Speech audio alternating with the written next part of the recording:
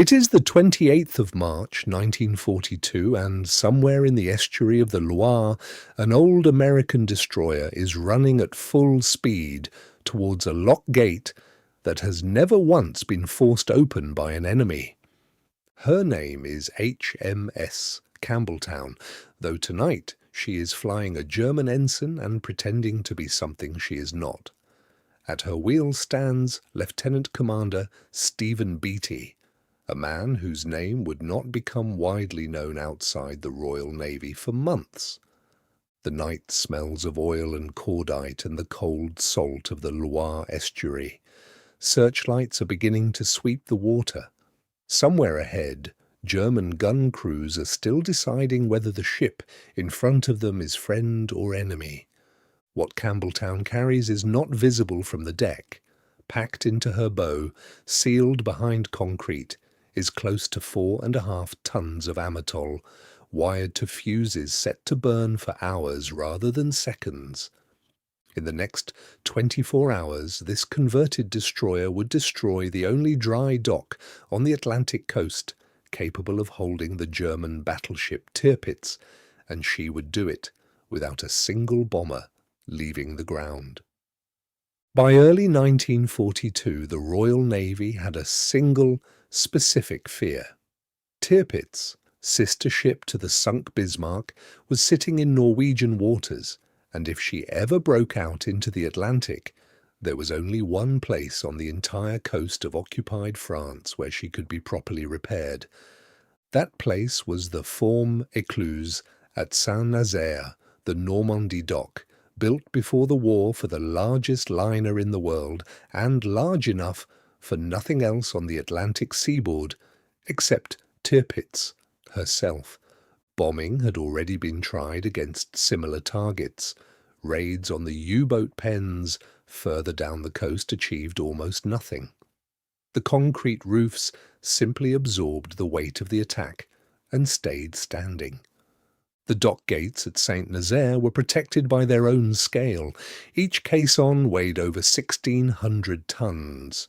No bomb dropped from altitude in 1942 could reliably find, let alone destroy, a target that precise from that height. A frontal naval assault was equally hopeless. The approach was defended by coastal batteries, by flak positions along both banks of the Loire, and by the guns of ships moored in the harbour itself. A conventional force would be seen and sunk long before it arrived. What was needed was something that did not look like an attack until it was already too late to stop. Something disguised, something the defenders would hesitate over for just long enough. Combined operations under Lord Louis Mountbatten took the problem in early 1942. The plan that emerged came from planners including Commander Robert Ryder, who would lead the raid at sea, and it depended on a piece of naval theatre as much as on explosives. HMS Campbeltown, formerly the American destroyer USS Buchanan, had 2 of her 4 funnels cut away and her hull profile reshaped to resemble a German Moor-class torpedo boat. From a distance in poor light she might pass inspection for the few minutes that mattered. Her bow was packed with amatol charges encased in concrete to focus the blast downward and to disguise the weight change from any German boarding party that might inspect her before the fuses had time to run. The fuse mechanism itself was almost embarrassingly simple. Pencil detonators, no thicker than a cigarette, were set to corrode through a wire at a rate that could be estimated but never guaranteed to the minute. Engineers built in a margin of error measured in hours, not seconds. There was one moment during planning when the timing calculations were queried by officers who worried the charge might detonate too early, while commandos were still working around the ship, or too late, once the Germans had discovered and disarmed it. Nobody could remove that risk entirely. They could only narrow it. Around the ship went a raiding force of commandos under Lieutenant Colonel Augustus Newman, tasked with landing once Campbeltown struck and destroying the dock's pumping machinery, winding gear, and lock mechanisms by hand-placed charges, so that even if the gate itself survived, the dock could never again be operated as one. Motor launches carried the commandos in alongside the destroyer, built of little more than plywood and petrol tanks, chosen because nothing larger could get up the river undetected and nothing smaller could carry enough men. The plan called for Campbeltown to ram the outer caisson at speed, hold there as the demolition teams went ashore, and then withdraw the survivors by launch back down the Loire to waiting destroyers in the Atlantic. Few of the men briefed on this final stage believed it would go entirely to plan, and they were right not to. If this story is new to you, a quick subscribe means you will never miss another one like it, because Britain's Second World War is full of raids exactly this strange and exactly this real. The force sailed on the 26th of March 1942, disguised as an anti-submarine patrol, and ran up the Loire estuary in darkness on the night of the 27th into the 28th. For a crucial stretch of the approach, the German ensign and the altered silhouette worked. Shore batteries hesitated, signalled challenges, and received false German recognition signals in reply. That confusion did not last. Searchlights caught the flotilla with several hundred meters still to run, and the full weight of the harbour defences opened fire. Campbeltown was hit repeatedly on her final approach, her crew taking casualties on an open deck with nowhere to take cover. She struck the outer caisson of the Normandy dock at around 1:34 in the morning, at a speed later estimated near 19 knots, driving her bow more than 9 meters into the structure and locking herself into the gate she had come to destroy. Newman's commandos went ashore under continuing fire and fought their way through the dock installations, blowing pumping stations and winding houses with charges carried in on their own backs. Survivors later described fighting hand-to-hand in machinery rooms lit only by muzzle flash. The withdrawal collapsed almost immediately. Most of the motor launches were destroyed at their moorings by shore fire before the commandos could re-embark.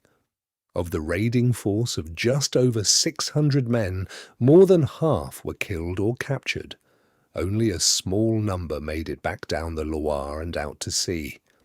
Some men, cut off from any route to the boats, attempted to break out overland through occupied France, aided in places by local French civilians and by resistance contacts, though records of exactly how many reached safety this way are incomplete and were never fully reconciled after the war.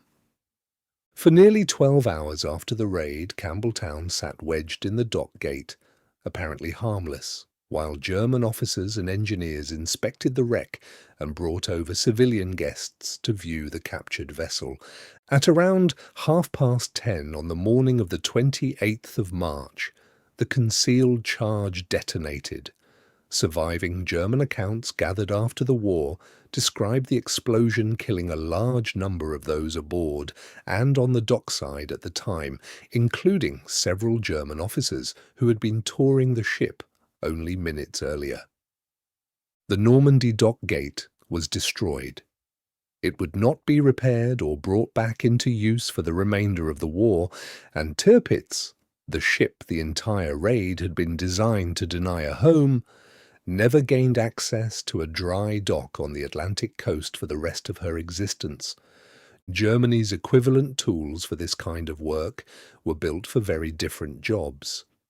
Kriegsmarine coastal defence relied on fixed batteries and minefields designed to stop an approaching force rather than to disguise one, and there was no direct German counterpart to a ship converted specifically to impersonate the enemy at close range.